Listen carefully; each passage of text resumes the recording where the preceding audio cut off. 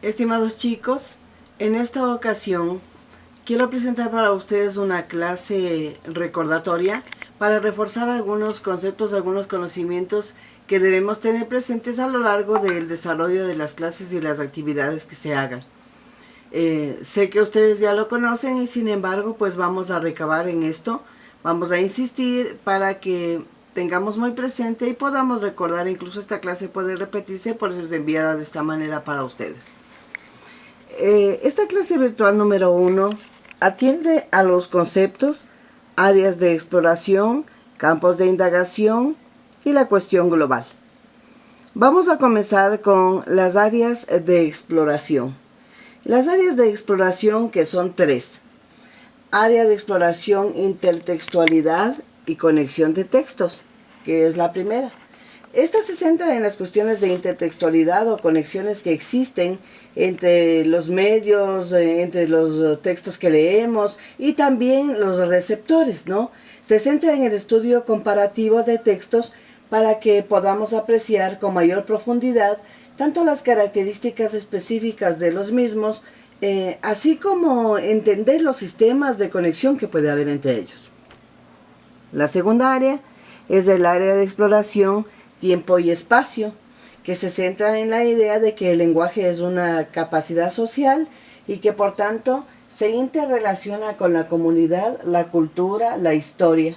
Explora la variedad de contextos culturales, entre los que nosotros podemos ubicar algunos aspectos que determinemos de las lecturas que tengamos y examinar cómo estas condiciones culturales pueden afectar a la lengua y cómo también pueden ser un producto de la lengua.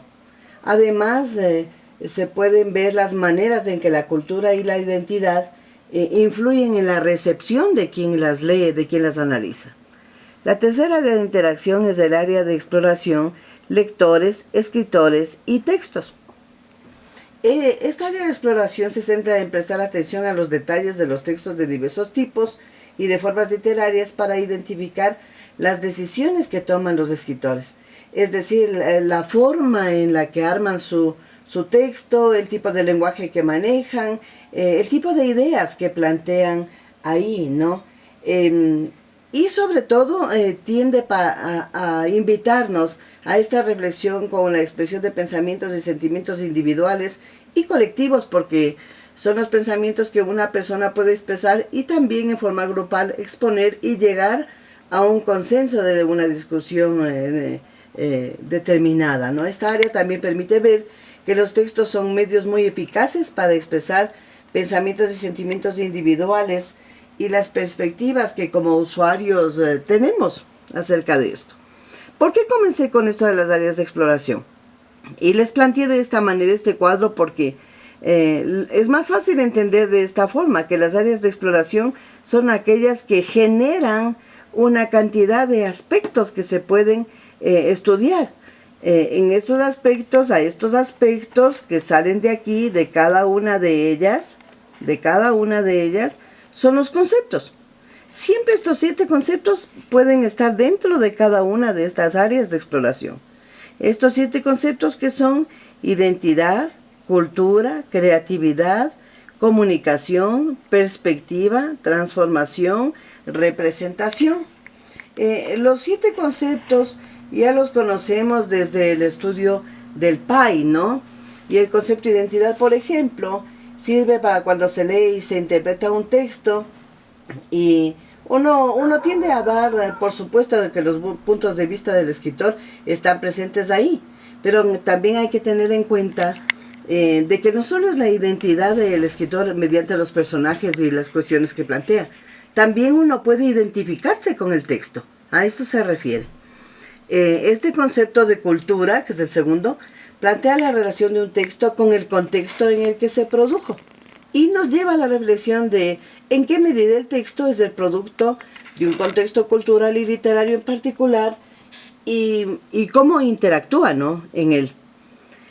Este concepto de creatividad, que aparentemente estaría presente en todas las creaciones, en todas las cosas que hace un escritor, pero lo que hace es resaltar la importancia de que el lector sea capaz de interactuar imaginativamente con un texto, de tal modo que extraiga los posibles significados, que vaya más allá de lo que simplemente se observa o se lea, que tenga mejores interpretaciones y más amplias que las ya establecidas. Esta creatividad también está relacionada con la noción de la originalidad que podemos encontrar en el texto. Luego el concepto cuarto, que es la comunicación, que gira en torno a la relación que establece un escritor y un lector. Mediante un texto es que se comunica el lector con el escritor. ¿En qué medida, de qué manera, con qué intensidad? A eso es a lo que se refiere. El concepto número 5, que es perspectiva. Aquí vemos que un texto puede ofrecer múltiples formas de ver las cosas, ¿no? Cómo se puede reflejar, cómo puede reflejar o no los puntos de vista de un autor.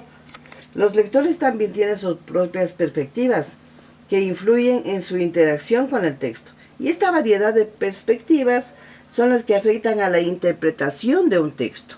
A esto se refiere. El concepto número 6, que es transformación, se relaciona con el área de exploración claramente, intertextualidad y conexión de textos, ¿no? ¿Por qué? Se relaciona con esta porque los textos se hacen referencia unos a otros, se replican, se imitan algunas cosas, se hacen referencias unos a otros porque también se apropian mutuamente de elementos y los transforman para que se ajusten a un propósito estético o comunicativo diferente. Además, el acto de leer ya es potencialmente transformador en sí mismo, tanto para el texto como para el lector. Distintos lectores pueden transformar un texto con su interpretación personal. Es como cuando nosotros habíamos hecho el ejemplo de la obra Medea, transformarla en canción. Y el concepto número 7 es la representación. La representación es la manera en que la lengua y la literatura se relacionan con la realidad, la manera en que la forma y la estructura interactúan con el significado. ¿Cómo puedo yo entender que una obra se relacione con la verdad, con la realidad que nos rodea, y puedo explicar que está plasmándose esa realidad o no? A eso se refiere, ¿no? Luego nosotros tenemos aquí los campos de indagación. Estos campos de indagación que son 5, ¿no? Tenemos cultura, identidad y comunidad, creencias, valores y educación, política, poder y justicia, arte, creatividad e imaginación, ciencia, tecnología y medio ambiente.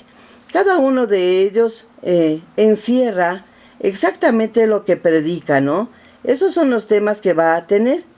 Pero dentro de estos temas nosotros podemos tener muchas más proyecciones. Todas estas proyecciones que se dan ahí son las cuestiones globales. Son las cuestiones globales. Porque nosotros, si es que atendemos bien a este asunto, nos damos cuenta de que una cuestión global es un asunto que tiene lugar en un grupo social amplio. Para tener esta característica de global, tiene que poseer estas 3 características: tener importancia a gran escala, tener transnacionalidad, influencia en contextos locales cotidianos. Es decir, que tiene que tratarse de una cuestión realmente importante, que el asunto debe ocurrir o haber ocurrido en las mismas o similares circunstancias en varios lugares, ciudades, países o continentes, y que se pueda observar en nuestro propio contexto frecuentemente o a diario. Cuando nosotros decimos maneja una cuestión global, es un asunto que tiene estas características y que está determinado por los campos de indagación. Así como los conceptos están dentro de las áreas de exploración, las cuestiones globales están dentro de los campos de indagación. Espero que con esta explicación nos quede todo mucho más claro, y de todas maneras pues está nuestro correo para que ustedes puedan escribirme y preguntarme cualquier duda, cualquier cosa, cualquier novedad que tengan también acerca de lo que vayamos trabajando. Que tengan una linda tarde.